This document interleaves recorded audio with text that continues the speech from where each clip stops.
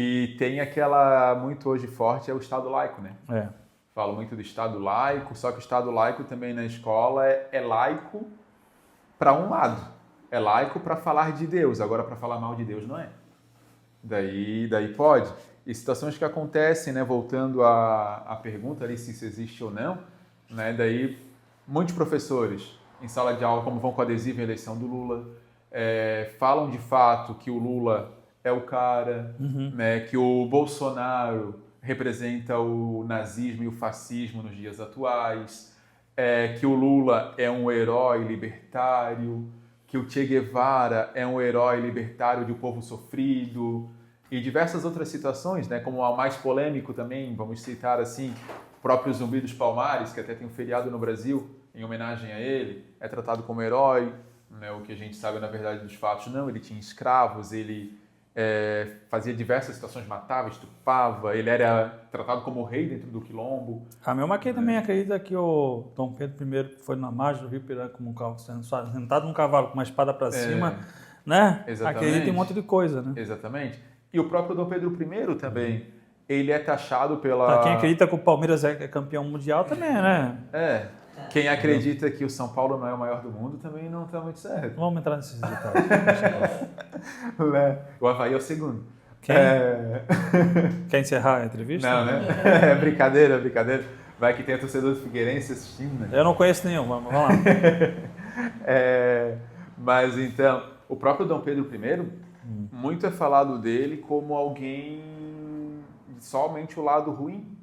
Alguém que traía a esposa, alguém que era cachaceiro. Só que, na verdade, dos fatos, Dom Pedro I, ele raramente bebia. Ele não era alcoólatra. Né? Claro, ele traía a esposa, sim, não podemos esconder os fatos também, né? Mas a gente não pode também esconder os lados bons que ele fez, né? E por que que na escola não é contado muito o lado bom de Dom Pedro I? E também já coloca o Dom Pedro II na situação. Dom Pedro II, em 1889, que foi a proclamação da República, Dom Pedro II é muito falado na escola que ele fugiu do Brasil, que ele abandonou o povo, que ele fugiu, que ele não tinha um apoio popular, que o povo queria pegar ele e tal. Não é verdade. Dom Pedro II ele tinha um apoio popular. Ele saía na rua, o povo gritava, viva Sua Majestade, viva o Imperador, e assim por diante. E por que mandaram ele para o exílio lá na França? Porque eles ali, né, os republicanos, vamos assim dizer, eles temiam que o povo fosse a tirar Dom Pedro II e a família imperial da prisão e colocasse eles de volta no poder. O que eles fizeram? Na madrugada mesmo, colocaram Dom Pedro no navio e mandaram para a França. Para dizer o quê? Dom Pedro abandonou vocês. Né? Dom Pedro abandonou vocês. Sim. E não tinham... Dom Pedro não está mais, vão fazer o quê? Daí foi a República, que foi iniciada já através de uma mentira. Né? Não foi o Marechal?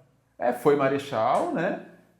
Mas Marechal, ele era contra a República. Ele dizia uma frase para ver como que é a contradição da história. Mas não foi o Marechal que proclamou a República. Não, ele foi um grupo, na verdade, né? Ali Marechal ele foi a peça usada para dar essa validade. Para dizer que ele foi o proclamador da República. Para dar essa validade. Marechal ele falava, antes dessa situação da proclamação da República, ele dizia que se a República um dia fosse proclamada no Brasil, seria uma grande desgraça. Frase de Marechal Deodoro da Fonseca. Né? E ele foi a peça utilizada ali para dar validade a essa proclamação. Por quê? Quem foi o último presidente do Brasil? O último presidente militar do Brasil? O último presidente militar do Brasil foi Floriano Peixoto. Peixoto. Qual foi a frase que Floriano Peixoto deu? Não, perdão. Que foi o último presidente militar que falou na questão da aceitação do PT como partido. Tá. Fala da militar agora depois ali do... Isso. Da parte ali da... Isso. Da ditadura, né? Ali que fala... Pode só repetir? Entregar e transformar o PT num partido político. Ali agora essa parte eu não recordo quem foi ali que falou, mas a parte do PT ali, o próprio Médici, né? Que o Médici ele é o... Vamos dizer, o Médici ele é o que mais apanha, né? Dos presidentes militares ali. O próprio Médici ali já tinha os sindicatos, né, já vinham desde a década de 60, e o próprio regime militar, não ditadura, perde o poder na luta, né? Eles abriram, e por que eles demoraram? O Médici batia muito nessa tecla.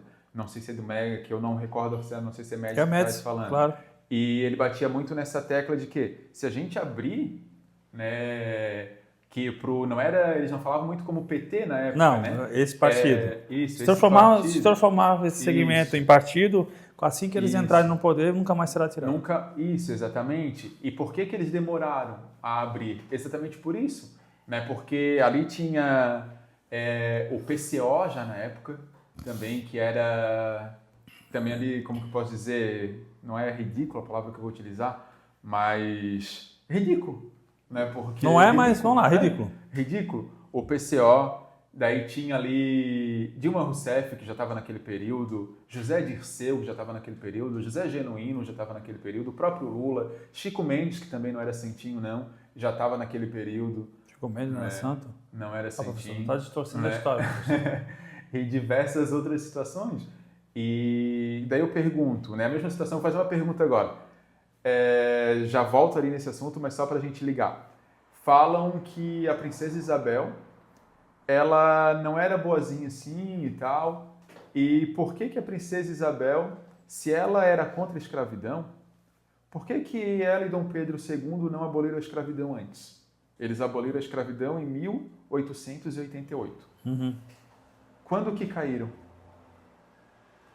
1889. Ou seja, se eles abolissem a escravidão antes, eles teriam caído antes. Entende? Porque ali era já um jogo político que tinha ali na época e que se 10 anos antes de abolir a escravidão, eles caíam.